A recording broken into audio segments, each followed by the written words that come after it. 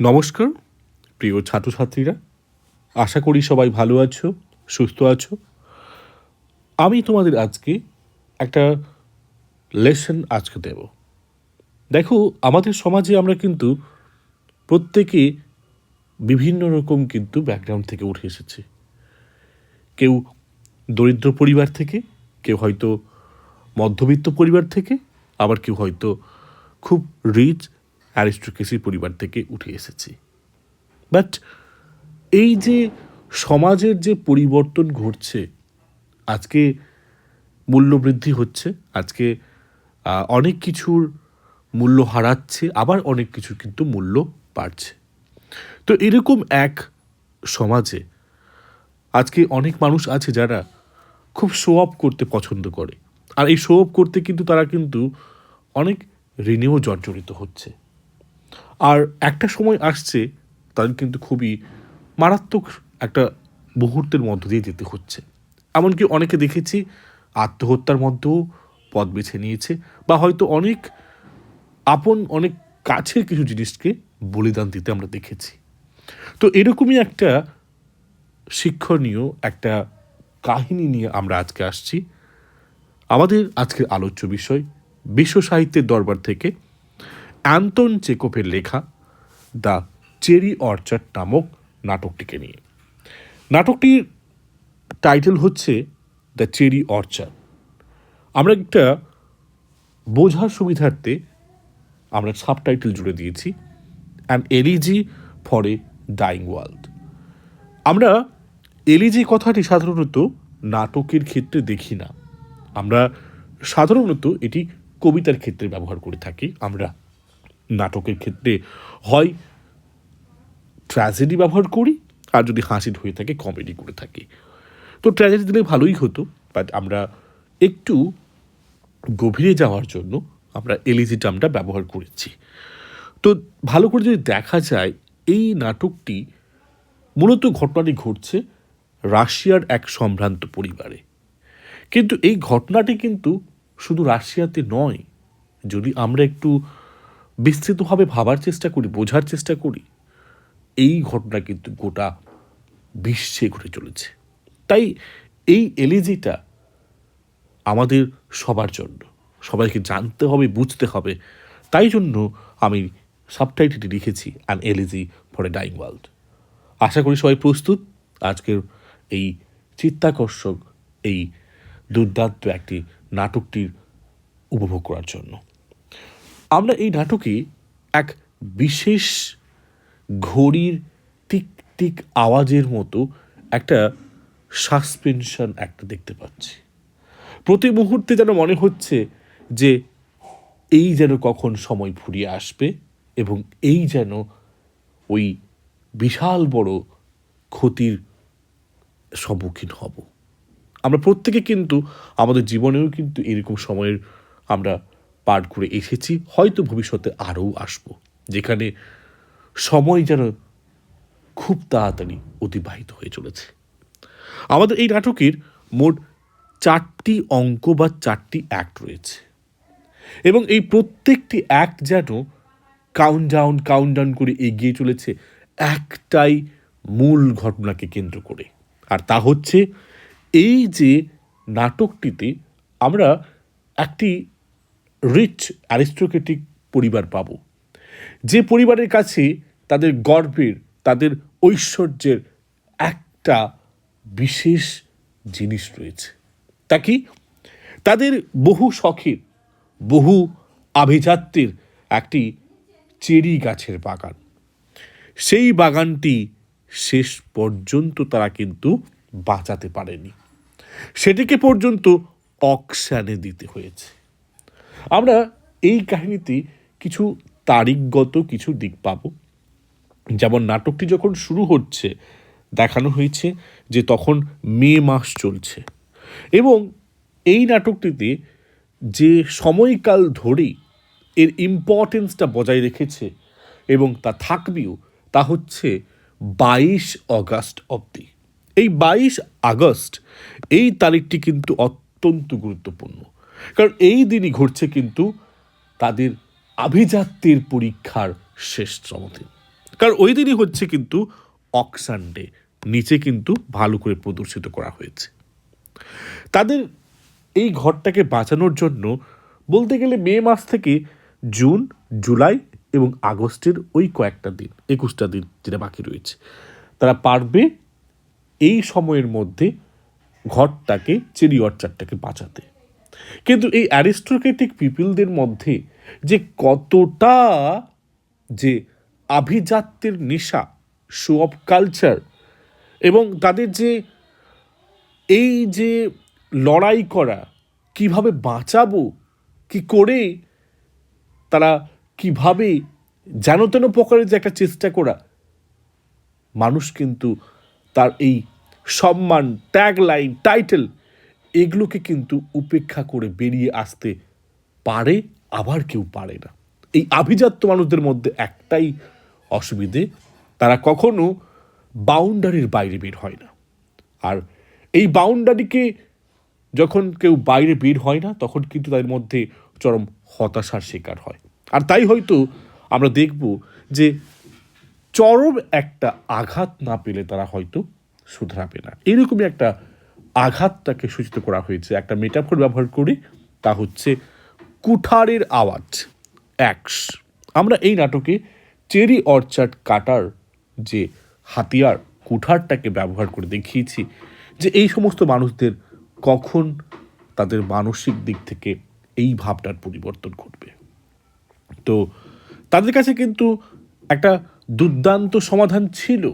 তারা তাদের এই চেরি এস্টেটটাকে, চেরি অর্চার্ডটাকে, বাড়িটাকে বাঁচাতে পারত, কিন্তু তারা পারেনি। কারণ তারা ওই প্র্যাকটিক্যাল মাইন্ডেড নয়, তারা ওই শো অফ কালচার বিলং করে।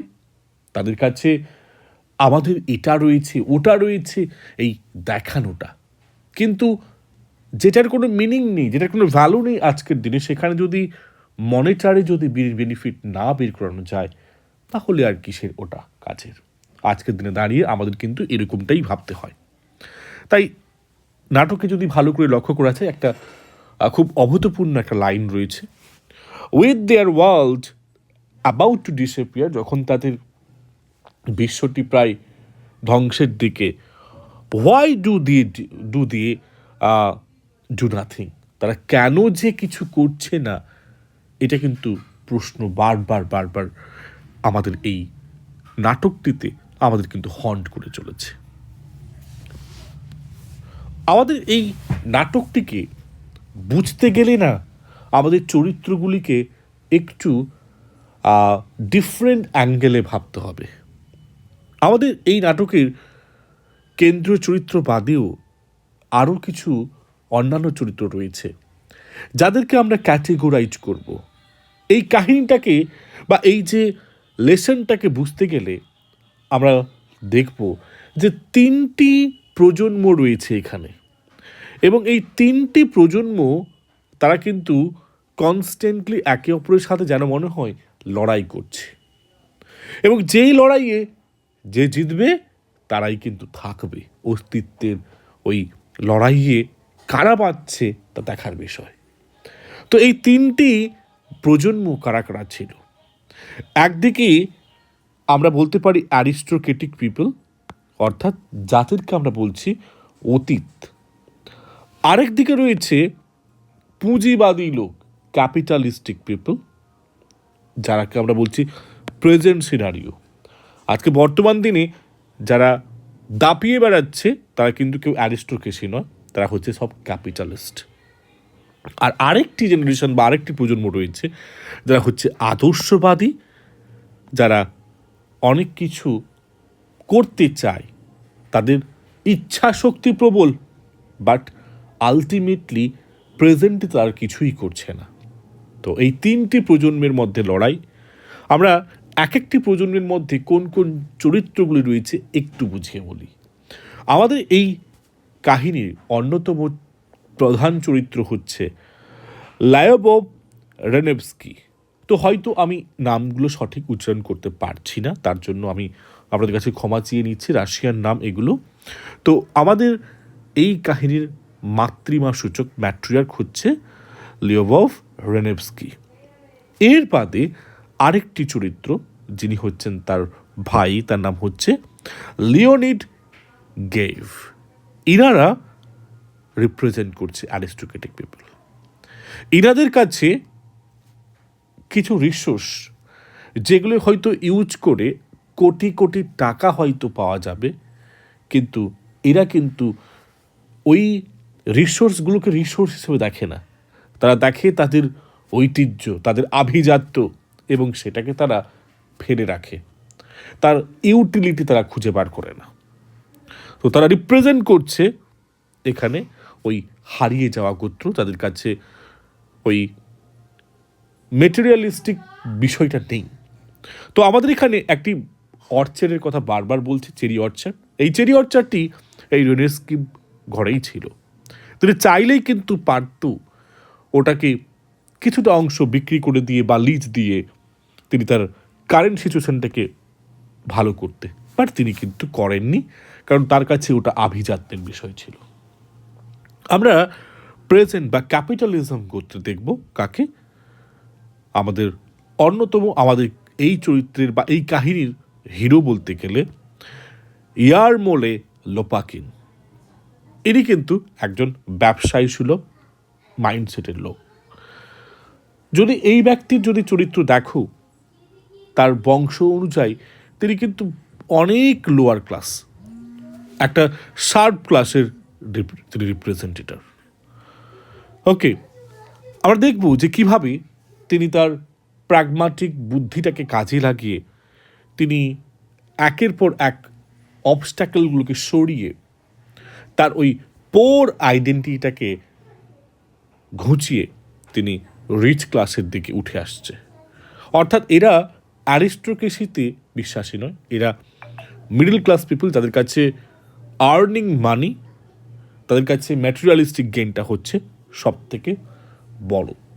তাদের কাছে বিজনেস প্ল্যান রয়েছে, তারা সেই প্ল্যানটাকে আলটিমেটলি ইউটিলাইজ করে এবং সেটাকে অ্যাপ্লিকেশনও তারা করে।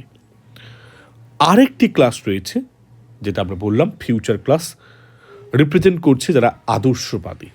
তো এদের মধ্যে হচ্ছে আনিয়া, যিনি হচ্ছে রেনেভস্কির মেয়ে, এবং ট্রফিমভ হচ্ছে একজন স্টুডেন্ট বলা যেতে পারে।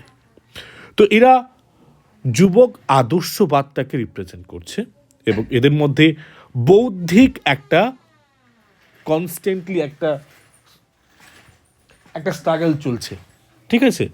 তো তারা নতুন একটা ভালো ভবিষ্যতের কথা বলছে সারাক্ষণ, বাট তারা কনস্ট্যান্টলি এই যে ভাবনাটাকে ভেবেই যাচ্ছে, but they are not implementing. তো তারা কিন্তু প্র্যাকটিক্যাল নয়। তো এই তিনটি ক্লাস কিন্তু কনস্ট্যান্টলি আমরা দেখবো যে এই নাটকে একে অপরের স্ট্রাগল করছে, বাট কারা ওই আসনটা কুড়িয়ে পাবে আশা করি তোমরা বুঝতেই পারছো। আজকের দিনেও তোমাদের জীবনে অ্যাপ্লিকেবল এটা।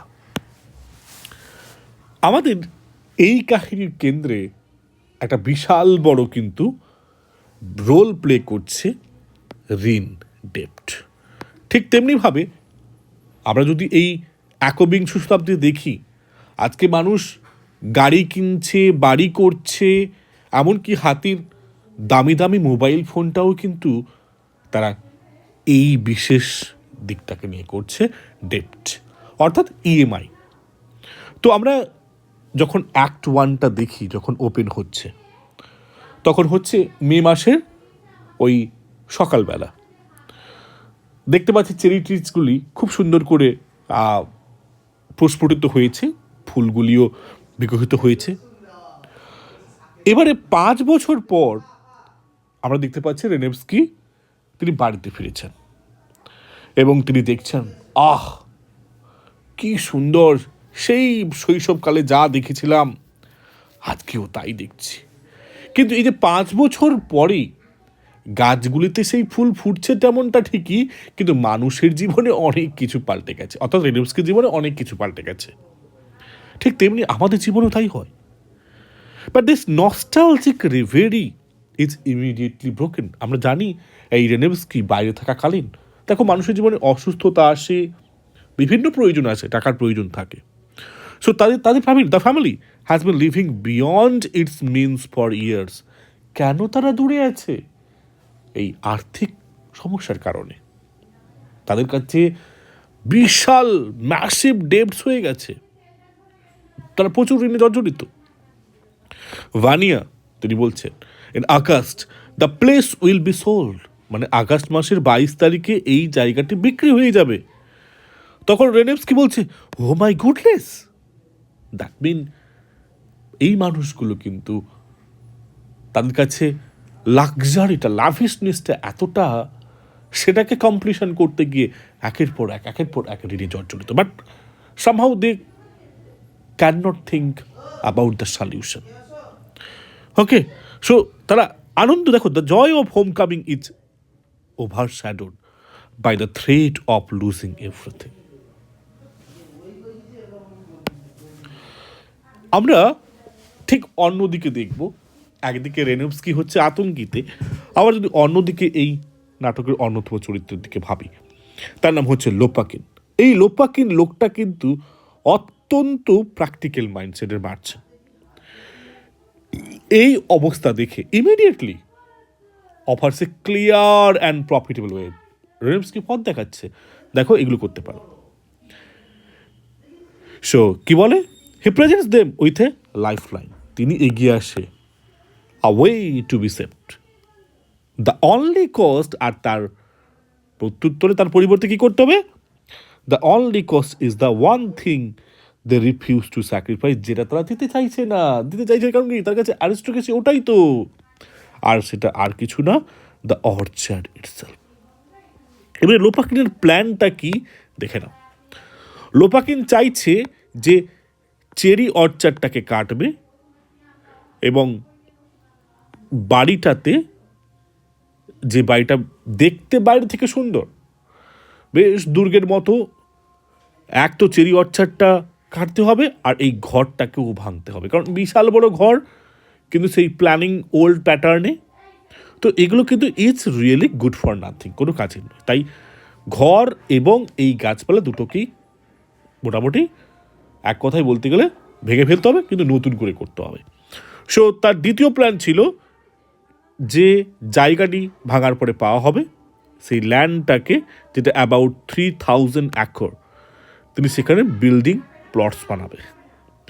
তারপরে থার্ড প্ল্যান হচ্ছে সেই প্লটগুলোকে সামার ভিলা তৈরি করে সে লিজে দেবে। তো তারপরে এরপর বেনিফিটটা কী হবে, নিশ্চয়ই কিছু একটা থাকছে। তো সে বলছে, you will get a rent, ভাড়া পাবে at least 25 roubles a year, that is huge. এছাড়া এই 25 রুবিস আ ইয়ার 3 একরের প্লটের জন্য, তো 3000 প্লট আছে, 3000 একর, সেখানে 3 একর হলে তো 1000 into 25 roubles is a huge number. So you would make an income at least 25,000 rubles a year out of it. So এই যে প্ল্যানটা একমাত্র প্র্যাকটিক্যাল মাইন্ডসেটের মানুষই দিতে পারবে, আর আমাদের এই পুরো কাহিনীতে একজনই প্র্যাকটিক্যাল মাইন্ডসেটে রয়েছে, তাও ছিল লোপাকিন। এবারে মানুষ দেখো সমস্ত উপায় থেকেও কিন্তু নির্বিকার। সো এই যে প্ল্যানিংটা দিল, লজিক্যাল প্ল্যানটা দিল, এইটাকে কোনো তোয়াক্কা করলো না রেনেভস্কিরা। ওকে, বরং তাদের কাছে ইয়ে কি বলো লোপাকিন, ইস তুমি তো একবার আতঙ্কে করে দিলে, ডিসগাস্ট। রেনেভস্কি গায়েব, এরা জানো এই চেরি অর্চনটা কত দিনের জানো, আর এই বাড়ি ওই সালে কত, ওই আগের এই আমাদের ঐতিহ্য। তো এইসব জিনিসগুলো কিন্তু আমাদেরকে পিছু টেনে নেয়। তো রেনেভস্কি বলছে, জানো, কাট ডাউন, কেটে ফেলবো my dear fellow, forgive me, but you don't know what you are talking about. তুমি জানো না কি নিয়ে বলছো। If there is one thing interesting, remarkable indeed in the whole province, এই গোটা জানো, এই গোটা এলাকাতে একমাত্র যদি একটা কিছু আভিজাত্যের মধ্যে কিছু থাকে, তা হচ্ছে এই চেরি অর্চার্ড, আর তুমি এটাকেই কেটে ফেলতে বলছো। এবারে অন্যদিকে দেখো, instead of engaging with the proposal, গায়েব তার ভাই deflects with an absurd heartfelt speech to a piece of furniture, revealing where his priorities lie. তো গায়েব তো শুধু ঘর নয়, ঘরে একটা ফার্নিচার নিয়েই বলতে শুরু করেছে। What rot, if you will excuse me, Gayev বলছে, ডিয়ার ওনার, ভেবে দেখো, এই দেখো বুক কেসটাকে, দেখতে পাচ্ছ? Hell to the who for more than 100 years first, জানো, আরে 100 বছরের পুরনো হবে এটা। সো তুমি এইসব জিনিসকে বিক্রি করে দিতে বলছো? তো কি এগুলো কি একদম যাচ্ছাদা ব্যাপার। তো এরা এখনো কিন্তু ওই মোহতে ভেসে আছে। সো একটা জিনিস জানো তো, আমাদের পরিকল্পনা যাই হোক না কেন, সেই পরিকল্পনাটা যদি বাস্তবায়ন না করা হয়, তাহলে কিন্তু একটা টাইম আমরা কিন্তু হয় সময়ের সাথে সাথে আমরা হারিয়ে যাব, বা হয়তো আমাদের কিন্তু হারাতে বাধ্য হতে হবে। তো এই যে প্রোক্রাস্টিনেশন, ডিসিশন নিতে পারছে না কী হবে কী করবে, তো দেখো 22 তারিখ 22শে আগস্ট, তো সে তো আর তো পিছিয়ে যাবে না, ও তো আসতেই চলছে। So with the threat of the auction established and a viable solution rejected, R a solution দিল সে, তা কিন্তু গ্রহণ করলো না। তাহলে কি দেখলাম? The family spend the rest of act 1 demonstrating a profoundly inability to act. তাহলে কেন এই চেরি অর্চার্ড বিক্রি করতে পারবে না, এই বিক্রি না, এগুলো নিয়ে বহু কথা বলতে পারলো। তো মানুষ কিন্তু এইরকমভাবে তাদের জীবনে কিন্তু সমস্যাগুলো ডেকে আনে। তো আমরাও নাটকে দেখব যে তারা কিভাবে বাস্তবতাকে এড়াচ্ছিল। প্রথমত হচ্ছে ফ্রিভোলাস স্পেন্ডিং। যেমন করে রেনোভস্কির কথা বলি, এত ঋণ থাকা সত্ত্বেও, টাকা না থাকা সত্ত্বেও সে গোল্ড রাবল দিচ্ছে ভিক্ষুককে। ভিক্ষুক এসছে, এই সোনার রাবল দিচ্ছে, বাবা ভাই, আরে নিজের কাছে টাকা নেই, সোনার রাবল দিচ্ছে। শুধু এটা নয়, and orders the most expensive item at train station restaurant. Train station রেস্টুরেন্টে গিয়ে ওই দামি দামি খাবার অর্ডার দিচ্ছে। তো যেখানে দারিদ্রতা, যেখানে টাকার অভাব, সেখানে সে কিন্তু প্রচুর পরিমাণ টাকা উড়াচ্ছে। দ্বিতীয় আসে sentimental distraction. Their reminiscences about the past. তারা সারাক্ষণই অতীত নিয়েই তারা কিন্তু ভাবতে থাকে। তারা বলে কোনটা পাপ, এবং তারা ঘরের ছোট্ট ছোট্ট বিষয় নিয়ে সারাক্ষণ ডিবেট, তর্ক করে।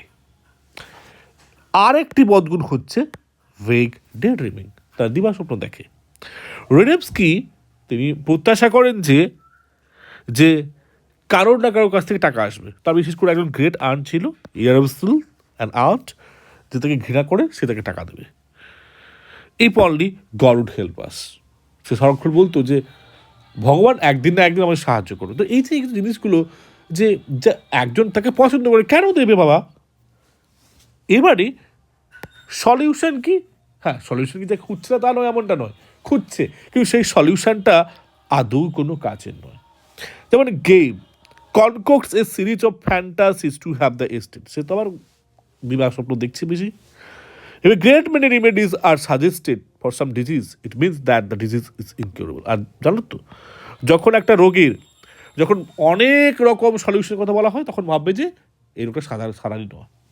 যেমন he imagines a legacy from an unknown relative. কোনো অপরিচিত ব্যক্তির কাছ থেকে হঠাৎ কোনো বিশেষ সম্পত্তি পেয়ে যাবে, টাকা পেয়ে যাবে, এরকম ভাবতে সারাক্ষণ। আরও সে বলতো, Anya could marry a rich man. Anya যদি কোনো বড় লোককে বিয়ে করে নেয় না, তাহলে আমাদের অবস্থা ঠিক হয়ে যাবে। এছাড়া আরও কিছু মানে প্রমিসেস এমটি, ভাট বোকা বলে। So Gaev swears on his honour the estate will not be sold. শপথ করে বলছি, প্রাণ থাকবে, যত জান থাকবে, এই বিক্রি হবে না এগুলো, হ্যাঁ, with no plan to back it up. কোনো পরিকল্পনা নেই কীভাবে ব্যাক আপ করবে, কীভাবে বাঁচাবে, কিন্তু বলছে প্রাণ চলে যাবে, এই চলে যাবে, তবুও আমাদের এটা বিক্রি হবে না। আমি কথা দিচ্ছি, তো আমি গাইড বলছিল, আমি কথা দিচ্ছি। সো এইসব জিনিসগুলো কিন্তু বুঝতেই পারছো যে এগুলো আর কিছুই নয়, জাস্ট বেকার বসে থেকে পাকলামি ছাড়া আর কিছুই নয়। এবারে আমরা যদি কাহিনীর আরেকটু এগিয়ে যাই, তাহলে প্রোক্রাস্টিনেশন করছে, দেরি করাচ্ছে। আর যদি প্রবলেম যদি চোখের সামনে থাকে আর সেই প্রবলেমটাকে আমরা ইগনোর করে থাকি, তাহলে কি হবে? আমাদের জীবনেও তাই হবে। তাই এগুলোকে মাথায় রাখতে হবে। তো আমরা দেখবো এইখানে সিনে কি হচ্ছে। আমরা দেখতে পাচ্ছি যে একটা ওপেন মাঠে, খোলা মাঠে ঘটনাটি ঘটছে, অর্থাৎ বলতে পারা যায় যে পার্শ্ববর্তী এলাকায় এটা ঘটনা হচ্ছে।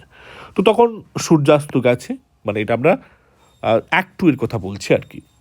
দ্য ডেডলাইন ইজ ক্লোজার, প্রায় দেখানো হচ্ছে প্রায় মানে অগাস্ট মাস আসতে চলেছে, কিন্তু আমাদের এই নাটকের যে যারা চরিত্র অ্যারিস্টোক্রেটিক ক্লাসে বিলং করে তাদের কিন্তু হেলদোল কিছুই নেই। আমরা দেখতে পাচ্ছি তাদের কথোপকথন খুব আবছা আবছা, অনেক আবার দার্শনিক কথা বলছে, হ্যাঁ, যেমন মনে হচ্ছে যেন কোনো অদূর ভবিষ্যতে তারা বিশেষ কিছু করতে চলেছে এইসব ব্যাপার না।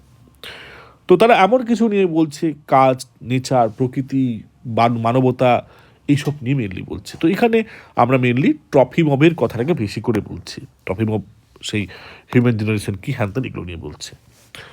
আর অপোজিট দিকে আমরা দেখতে পাচ্ছি লোপাকিন, সে তো সর্বদা প্র্যাগমাটিস্ট। সে কিন্তু সবাইকে বলছে যে চেষ্টা করে দেখুন কি হতে পারে, কি করা যেতে পারে এইসব ব্যাপারটা নিয়ে। ওকে, তো মেনলি সে একটা অনুরোধ করছে যে যাতে করে এরা যে একটা টাইমে গিয়ে একটা পুরো বাজে অবস্থার সম্মুখীন হবে সেটা যেন না পড়ে। বারবার কিন্তু সেটা চাইছে যে এই ফ্যামিলি যাতে সঠিক পথে যায়, এগুলো করে। কিন্তু কেউ আর তাকে তো মানে গুরুত্ব দিচ্ছেই না। এবারে কিন্তু এই যে সময়টাকে আমরা যদি গুরুত্ব না দিই, ইগনোর করি, তাহলে যা হবে। So in the middle of the idle conversation, এই যখন কনভারসেশন চলছে অ্যাক্ট 2-তে, আর স্ট্রেঞ্জ অ্যান্ড মোর্নফুল সাউন্ড, একটা অদ্ভুত আর বিষাদের একটা আওয়াজ শুনতে পাওয়া যায়। Okay, suddenly there is a sound in the distance as it were from the sky, যেন মনে হলো আকাশ থেকেই আওয়াজটা আসছে। The sound of a breaking string mourning dying away, আর সঙ্গে সঙ্গে কিন্তু যেন মনে হলো বিষাদ চলে এলো, দুঃখের আওয়াজ। তো the character R deeply unsettle, তো এখান থেকে বোঝা যাচ্ছে যে চরিত্রগুলি কিন্তু গভীরভাবে কিন্তু ছন্ন ছাড়া অবস্থায় রয়েছে। লোপাকিন মনে করছে যে bucket dropped in a mine shaft, যার মনে হচ্ছে একটা বালতি মাইনের মতো পড়ে গেল। গায়েব বলছে ইট মাইট বি হেরন। ট্রফিমব বলছে এটা একটা প্যাচা। রেমস্কি বলছে সাডার্স, এবং আতঙ্কিত হচ্ছে।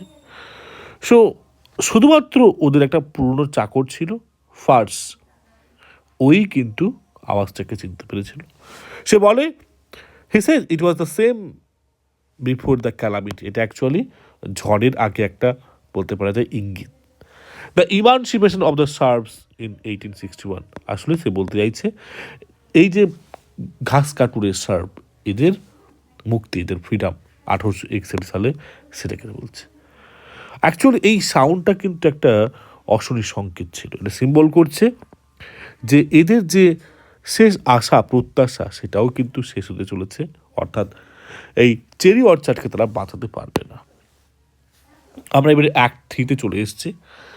আমরা দেখতে পাচ্ছি নৃত্যনাট্য হচ্ছে, নাচ গান বাজনা হচ্ছে, আর অন্যদিকে কিন্তু চেরি অর্চার্ড তার শেষ অকশন ডে চলে এসছে। The day of the action has arrived, auction day চলে এসছে, অ্যাক্ট 3-তে আমরা পাচ্ছি।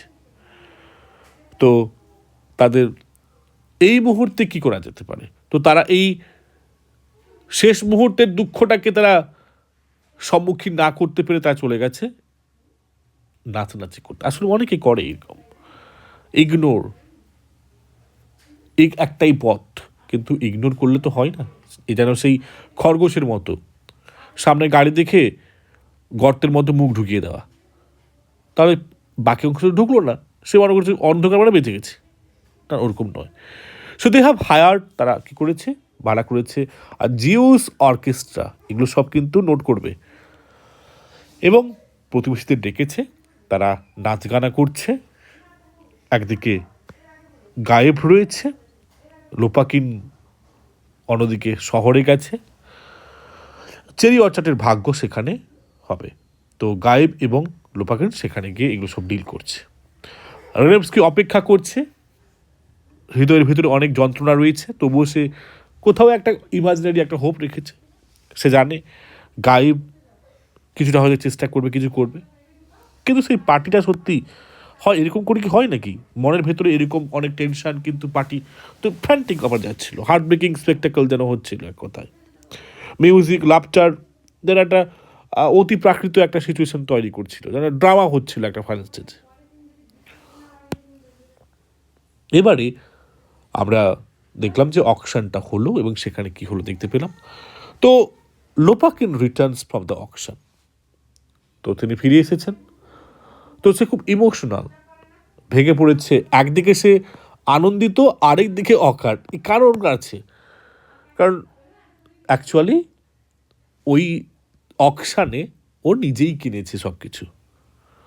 মানে যেটা বারবার সে সেই সলিউশনের কথা বলছিল, সেই সলিউশনটা অন্য কেউ না নেয়, সে নিজেই সেটাকে নিয়েছে। দেখো অ্যাকচুয়ালি এই সার্ফের ছেলে হয়েও আজকে লোপাকিন প্রতিষ্ঠিত, লোপাকিন ব্যবসায়ী একজন, সে ব্যবসা করে, তার টাকা রয়েছে, সে কিনে নিয়েছে অকশনে। তাই সে এসে খবরটা দেয়, আই হ্যাভ বট ইট, আমি কিনে নিয়েছি। The son of the serfs who once work the estate, একদা এক সময় এই চেরি অর্চার্ডেই তার বাবা ঠাকুর দ্বারা কাজ করতো, আর সে আজকে এই চেরি অর্চার্ডের মালিক, now it's owner. So he is ecstatic, সে তো একদিকে আনন্দিত, seeing it as the ultimate vindication of his life's work. Lopakhin বলছে, oh God the cherry orchard's mine. আনন্দিত হয়ে বলছে, tell me, I am drunk, আমি কি উন্মাদ, মাতালাম করছি নাকি? আর my mind that's it is all dream. স্বপ্ন ছিল অবশ্যই। যেখানে আমি একদিন আমার পরিবারের লোক কাজ করতো দাস হিসাবে, আজকে সেখানটার সেই কাজটা মালিক। তাহলে সেও তো অ্যারিস্টোক্রেটদের মতো হতে পারতো, গুছিয়ে রাখতে পারতো সব কিছু, তো সেরকম রাখতে পারতো না। সে প্র্যাকটিক্যাল মাইন্ডসেট, সে কিন্তু দেখবে ব্যবসায়ী মাইন্ডসেটের মতো সব কিছু করবে। তাই এই জয়, তার আনন্দটা একদিকে যেমন একটা সাইড অফ দ্য কয়েন, আর আরেকদিকে কিন্তু এই রেনেভস্কি পরিবারদের কান্নার আওয়াজ, ট্রাজেডি। তো he has save the estate, সে কিন্তু চেরি এস্টেটে বাঁচিয়েছে। তবে এটা কিন্তু রাইট ওয়েতে নয়, তার প্ল্যান রয়েছে। আমরা দেখতে পাচ্ছি লোপাকিন এইসব ভাবছে, আরেকদিকে রেনেভস্কি কেঁদেই চলেছে। সো আমরা একদম শেষ পার্টে চলে এসেছি, পার্ট বা অ্যাক্ট 4-এ। একটা এমটি নার্সারি, একটা আনসার্টেন ফিউচার। এই মাসটাকেও মাথায় রাখবে, অক্টোবর মাস। এই রেনেভস্কি পরিবার তারা চিরদিনের জন্য ঘর ছেড়ে চলে যাচ্ছে। আমরা দেখতে পাচ্ছি একটা রুমের কাহিনী, যেন সেই রুমটা পুরো ফাঁকাই পড়ে গেছে। ট্রাঙ্ক, ফার্নিচার, এগুলো সব গাদা করা হয়েছে। তারা সবাই প্রস্তুত হচ্ছে চলে যাবে। চরিত্রগুলি একে অপরকে গুড বাই বলছে। ওকে, তাদের ভবিষ্যৎ জানা নেই, তারা কোথায় থাকবে, কোথায় গিয়ে উঠবে, কেউ জানে না। রেনেভস্কি এবং গায়েব আর তারা ফিরে যাচ্ছে প্যারিসে, আরও কেউ যাচ্ছে শহরে, এবং তাদের কাছে কিছু টাকা রয়েছে, সেগুলো নিয়ে তারা ফিরে যাচ্ছে। কারা কোথায় যাচ্ছে মাথায় রাখবে। ভার্নিয়া হতো এটা, is taking a post as a house keeper Miles away. কিছু দূরে সে একটা ঘরে হাউস কিপারের কাজ পেয়েছে। লোপাকিন উইল স্টে, লোপাকিন তো থাকবেই, busy with his new business plans on the estate. সে তো এই চেরি এস্টেটকে নিয়ে নতুন ব্যবসা ভাবছে। অন্যদিকে ভারিয়া ঠিকই আছে, আর ট্রফিমো তারা যাচ্ছে কোথায়? মস্কোতে। তারা full of hope for a new life and a new Russia. They look back on the house one last time, শেষ পরের মতো দেখছে। Locking the doors on their past, এইভাবে অতীতটাকে এখানে সব ছেড়ে যেতে হবে। They believe everyone has left, তারা ভেবেছে সবাই চলে গেছে। এবারে দ্য ফাইনাল সাউন্ড, আমরা দেখতে পাচ্ছি পরিবারের সবাই চলে যায়, মঞ্চ ফাঁকা এবং চুপচাপ। হঠাৎ আমরা দেখতে পাই 87 ইয়ার ওল্ড, 87 বছরের ওই বৃদ্ধ সার্ভেন্ট ফার্স, তাকে দেখতে পাই মঞ্চে। একটা বিশৃঙ্খল অবস্থায়, যখন সবাই ফিরে যাচ্ছে, সে ভুলে গেছে, তাকে কেউ জিজ্ঞাসা করেনি সে কোথায় যাবে। সে কিন্তু ওই ঘরের মধ্যে কিন্তু আছে, কেউ জানে না তাকে, তালা লাগিয়ে চলে গেছে পর্যন্ত ঘরে, এবং সে সেই ফাঁকা ঘরের মধ্যে মেঝেতে শুয়ে পড়ে আছে এবং শেষ সময়টা অপেক্ষায়। ফার্স্ট বলছে, they have gone, they have forgotten me, never mind, I will stop here a bit, life has slipped by as though I hadn't lived. আসলে এই ফার্স্টদের তাদের জীবনে আনন্দ, তাদের জীবনের স্বাধীনতা কিছুই। দেখো এই মানুষগুলো চলে গেল, একবারও জিজ্ঞাসা করলো না সে কোথায় যাবে, সে কোথায় থাকবে। আসলে যারা হতদরিদ্র মানুষ, তাদেরকে নিজেদের স্বাধীনতা নিজেদেরকে তৈরি করতে হয়, যেমনটা লোপাকিন আজকে করেছে। সো হি লাইজ ডাউন, শুয়ে থাকে unmoving, that mean he is no more. আর দ্য ফাইনাল ব্রুটাল সাউন্ড, একটা আওয়াজ শোনা যায়, ইজ হার্ড ফ্রম অফস্টেজ। আর এটাই কনফার্ম করে the old world is truly over. তো একটা দূর থেকে there is a sound in the distance as it were from the sky, যেন মনে হলো আকাশ থেকে এলো। The sound of a breaking half string mournfully dying away. আর স্টিলনেস এনসিউস, একটা নীরবতা কন্টিনিউ চলতে থাকে। ব্রোকেন, এই সেই নীরবতাটা আবার ভাঙে only by the distant sound of the axe of a tree. অদূর দূরে একটা গাছের উপরে কুঠারের আওয়াজের মাধ্যমে। এবারে আমরা একেবারে শেষ পর্যায়ে পৌঁছে গেছি। আমাদের এই নাটকটি তাহলে এলিজি, নাকি কমেডি, নাকি ট্র্যাজেডি, নাকি ট্র্যাজিক কমেডি, কি এখানে রয়েছে? তো চেকভ তার নাটকের সাবটাইটেল দিয়েছিলেন আ কমেডি ইন 4 অ্যাক্টস। তাহলে আমরা কোন অংশে কমেডি পাচ্ছি? কাহিনীতে তো সারাক্ষণ আমরা দেখতে পাচ্ছি যে একটা ট্র্যাজিক জিনিস ঘটছে। তো it in ends with ruin and death, the tragic comedy of cherry orchard lies in the profound gap between the characters. আসলে এই রহস্যটা খুঁজে বার করতে হলে এই চরিত্রগুলির মধ্যে যদি গ্যাপটাকে খুঁজে বার করতে পারে, আর সেই গ্যাপটা কিন্তু অর্থনীতির দিক থেকে নয়, বিষয়টা রয়েছে পারসেপশন, উপলব্ধি of their lives, their reality, their situation. আসলে কমেডিটা ওখানেই যে যাদের বোঝা দরকার তারা বোঝেনি অ্যাট দ্য এন্ডে কী হলো। তো আমরা যদি এই নাটকের থিমগুলিকে একটু বোঝার চেষ্টা করি, সর্বপ্রথম হচ্ছে সোশ্যাল আপহিভাল। এই নাটকে অত্যন্ত সুচারুভাবে দেখানো হয়েছে রাশিয়ান হিস্ট্রিকে, যেখানে দেখানো হয়েছে এই যে সম্ভ্রান্ত অভিজাত বর্গরা তারা ধীরে ধীরে নিশ্চিহ্ন হয়ে আসছে, আর অন্যদিকে প্র্যাগমাটিক, যুক্তিবাদী, বাস্তবিক যারা ব্যবসায়িক মাইন্ডসেটের মিডল ক্লাস, তাদের উত্থান ঘটছে। দ্বিতীয় হচ্ছে মেমোরি, অর্থাৎ পাস্ট। এই পাস্টটাকে নিয়ে, পাস্টের গরিমানিকে নিয়ে বাঁচা যায় না। The characters inevitably to let go their past prevent, তাদের অতীতটাকে ছাড়তে পারেনি। Prevents them from securing their future, যার কারণে তাদের ফিউচারটাতে পৌঁছাতে পারেনি। এই নস্টালজিয়া যতদিন থাকবে ততদিন আমরা কিছুই করতে পারবো না। এই নস্টালজিয়াকে বলা হয়েছে একটা সুন্দর একটা জেলের সাথে তুলনা করে, যেটা আমরা কিন্তু যেখান থেকে আমরা এসকেপ করতে পারি না।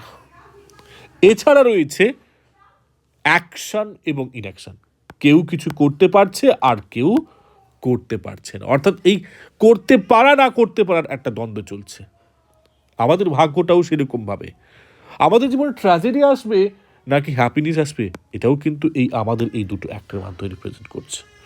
আমাদের হিউম্যান চয়েস, কি করব, প্র্যাকটিক্যালি ভাববো নাকি আমাদের যার সেটাকে নিয়ে গর্ব করব, ঠিক আছে? এছাড়া আমাদের কাছে হোম বলতে কি বুঝি, ঘর বলতে কি বুঝি, জানি আমরা সবাই জানি ঘর মানে ফিজিক্যাল প্লেস, যেখানে আমাদের অনেক স্মৃতি থাকে, আসলে যেটা দিয়ে আমরা ভবিষ্যৎটাকে গড়ি। কিন্তু সেই ঘরটা তখনই ভেঙে যায় যদি আমরা প্র্যাকটিক্যালি না ভাবি। আর তাই ঘটেছে রেনেভস্কির ক্ষেত্রে, তাদের ঘর হারিয়েছে, তারা চলে গেছে বাইরে। একদম শেষ পর্যায়ে, শেষ স্লাইডে চলে এসেছি। The orchard is gone, the question remains. তো 1904 সালে লেখা হয়েছিল এই দ্য চেরি অর্চার্ড। এটাকে আমরা একটা এলিজি বললাম। এলিজিটা হচ্ছে রাশিয়ার সমগ্র লোকের, যে রাশিয়ার সব কিছু হারিয়ে গেছে, তবু আমরা দেখতে পাচ্ছি যে এই কাহিনী কিন্তু আজকে শুধু রাশিয়ার নয়, গোটা বিশ্বের। আমরা আজকে এই কাহিনী পড়ে আমরা জানলাম হিউম্যানস, মানুষরা কিভাবে এই পরিবর্তনের চাকাই তারা সীমাবদ্ধ। এই পরিবর্তনে কিন্তু আমাদের পরিবর্তিত হতে হবে। লাক্সারি, লাভিশনেস, আভিজাত্যতা, এইসবকে আমরা কিন্তু ছাড়তে হবে। আমাদেরকে প্র্যাগমাটিক হতে হবে, বাস্তবের সাথে তাল মিলিয়ে চলতেই হবে। আমাদের তাতে সেন্টিমেন্ট থাকুক বা নাই থাকুক, আর যদি তারা হয় কুঠারের মতো সময় কিন্তু প্রহার করেই চলবে এবং একটা টাইম আমাদের নিঃশেষ করে দেবে। তো এই ছিল আমাদের কাহিনী দ্য চেরি অর্চার্ড। আশা করি বুঝতে পেরেছ। অবশ্যই কমেন্ট বক্সে জানাবে, যদি কিছু অসুবিধা থাকে তার সমাধান করার চেষ্টা করব।